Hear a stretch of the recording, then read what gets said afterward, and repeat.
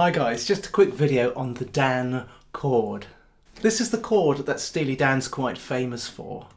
It also crops up with other guitar players like John Scofield. Just before we start, if you haven't subscribed, then please smash that subscribe button and smash that like button.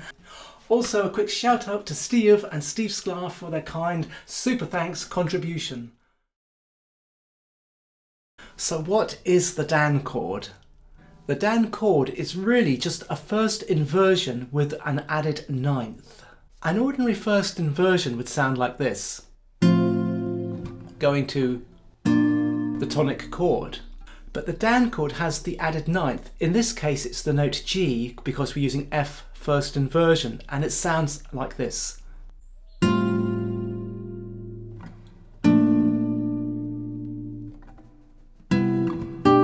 There's the Dan chord. Dan chord again. So these chords sequence really well on the guitar, and they have the added flavour of the ninth.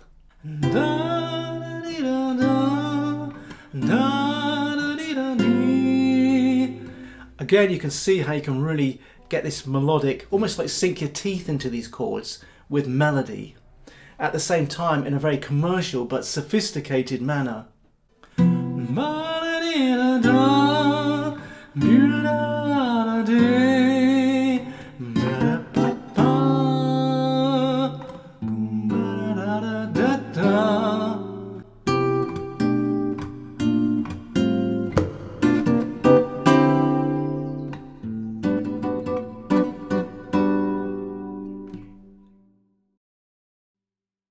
This again is using a chord sequence and using this sophistication, but also encapsulating melodicism within these chords. And again, it's quite simplistic, but excellent for songwriting. So we have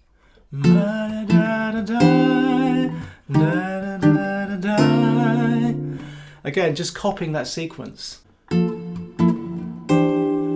Now copy it. Copy it again. And let's finish with some major 7 sharp 11.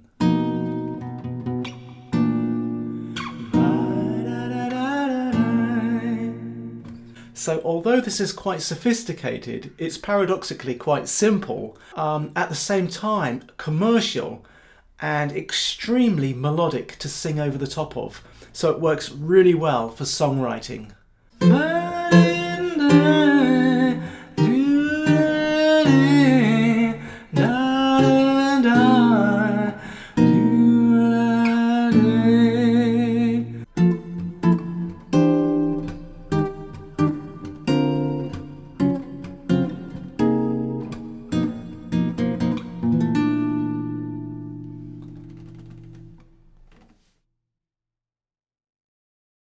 Okay, on a different note, there's another guitarist who uses a similar thing, and that's guitarist John Scofield.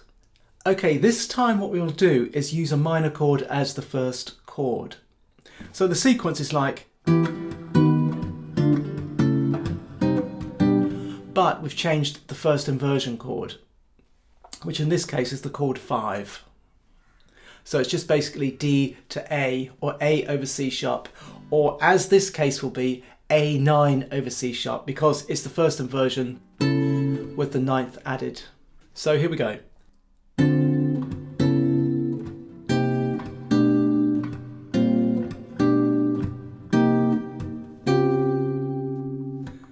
So here we have D minor 7, and here's the Dan chord or the Scofield chord. It's not this, it's this. And there's just a slight difference because again that ninth is in there. This is almost like a chord pad on a keyboard for comping. It doesn't impose or anything like that, but it does have its presence because it's a lovely sound. But it's got that pad sound where you can play something over the top of again. You know, you can play something over the top of beautifully on there. It's melodic, it's sophisticated. At the same time, you could play something extremely complex over the top, and it will work because it's like a pad. And it's pleasant to play on the guitar, and you can bring the resonance out of the guitar like a pad. So I would imagine that's why he likes to use that chord.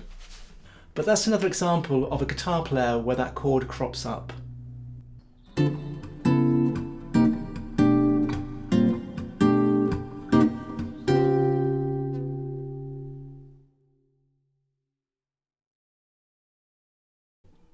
In conclusion, I apologise for inflicting my vocals on you, but it's the only way really that I could get this across. Because this chord, although it's not a lot different than a normal first inversion, it just has this thing where it's like a little hinge that swings a bigger door, that opens a little world, a sort of reservoir of resonance and timbre that you can really sing over or create melodic content over, or you could play complex lines over, and it's still going to sound amazing. Also, it doubles well with the keyboard.